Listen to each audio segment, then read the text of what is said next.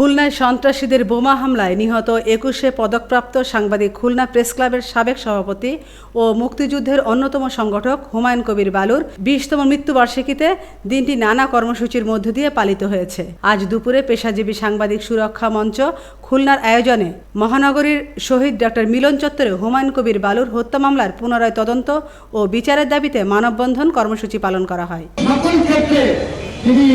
নেতৃত্ব দিতেন, জীবিত ছিলেন খুলনা প্রেস ক্লাবের ঐতিহ্যের ঝান্ডা।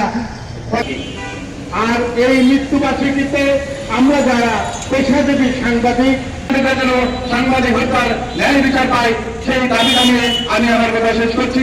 মানববন্ধনে সভাপতিত্ব করেন সংগঠনের আহ্বায়ক এস.এম. হাবিব। এ সময় উপস্থিত ছিলেন খুলনা প্রেস ক্লাবের সাবেক সাধারণ সম্পাদক শেখ দিদারুল আলম, খুলনা সাংবাদিক ইউনিয়নের সাবেক সাধারণ সম্পাদক মোহাম্মদ মোজাম্মেল হক হাওলাদার, মোহাম্মদ শাহ আলম সহ বিভিন্ন পর্যায়ের সাংবাদিক নেতৃবৃন্দ। এর আগে সুরক্ষা মঞ্চের পক্ষ থেকে দৈনিক জন্মভূমি অফিসে হুমায়ুন কবির বালুর মোরালে পুষ্পমাল্য অর্পণ করা হয়। আমিনা ইসলাম, আজকের সংবাদ।